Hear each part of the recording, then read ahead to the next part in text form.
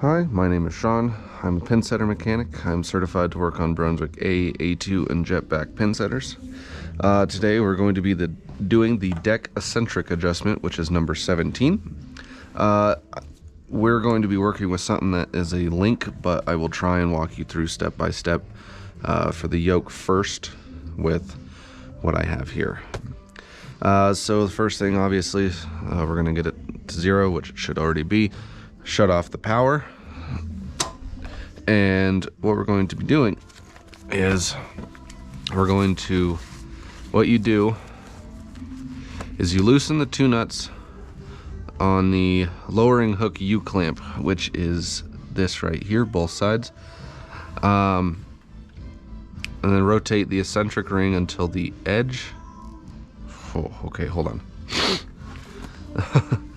Rotate the eccentric ring until the edge of the deck lowering hook right here just clears the deck lowering pin by a 32nd of an inch. Tighten the bolts. God, these the yoke ones are so much easier. Okay, so basically what you're looking for is basically this gap right here, and that 32nd inch. So basically you're going to undo the two adjusting nuts for your eccentric, and you're basically just going to move that down until the hook part of it just clears the roll pin, or the lowering pin, by a 32nd inch. Tighten it and call it good. But the other thing too is don't over tighten the U-bolt on the eccentric ring, because the eccentric ring is kind of, it's delicate. You can deform it basically, and so you just want to make sure that you're a little bit careful with that.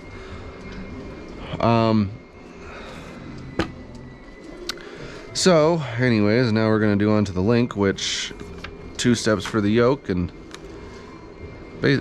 seven steps for the lowering link. I don't know how much of this is I'm going to be moving. Again, because of my lane situation, I probably won't be able to move anything, but I will be able to walk you through it step by step. So first thing we're going to do is we're going to, again, it's going to be at 0, and we're going to let the deck receive 10 pins.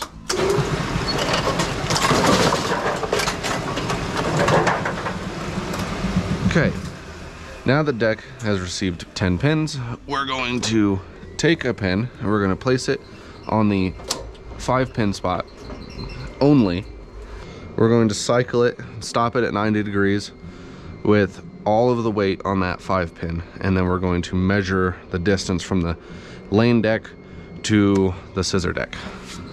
All right, and get a tape measure and we'll measure that. All right. Measure this distance.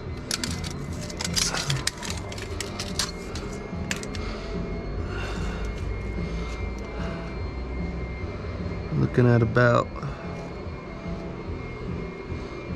9 7/8. Now that we know that distance, we're going to get it back to 0, and we're going to do a first ball strike.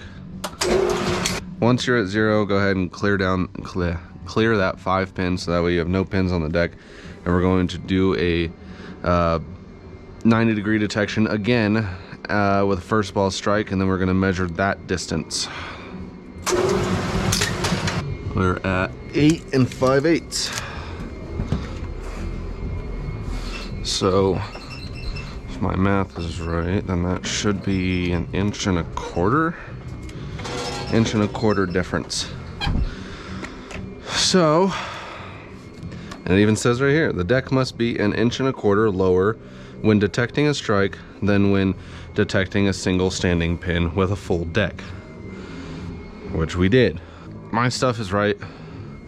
Got a 9 7/8 when detecting a standing pin with a full deck, and with a then when detecting a strike, It is at 8 5/8, which is an 1.25 inches lower. It's an 1.25 inches difference, which is what it should be. And then what they tell you is if your shit's not in the right place, then you're gonna loosen those nuts there, and you're gonna rotate this eccentric ring in 1/2 inch increments until you have that 1.25 inch gap. I always thought that this adjustment needed to be done at 0. Evidently not. Evidently they want you to do the adjustment at 90 degrees, detecting a strike. The one thing they tell you not to do is don't put a punch in here and rotate it. I don't know why. It seems like that would be fine with me, but I could be wrong. Maybe because of... I don't know why, actually. If anyone has the answer to why you can't stick a punch in that hole to rotate it, please let me know. But they tell you to rotate that ring in 1/2 inch increments back or forth to get that 1.25 inch difference, and then make sure not to over tighten it. And then they tell you to check the deck lowering hook at 90 degrees and 270 standing pins for over travel clearance difference between bottom end of the hook and the frame cross member. Oh, to make sure that it doesn't hit there, because I've had that happen on plenty of machines. I have a big ass dent on some of the frames because of that. Then they tell you when making the adjustment, it's helpful to scribe marks on the eccentric ring and the U-bolt, which as you can see has already been done with whiteout. And then it says whenever adjusting this, whenever the deck height is changed, it's probably a good idea to go back and check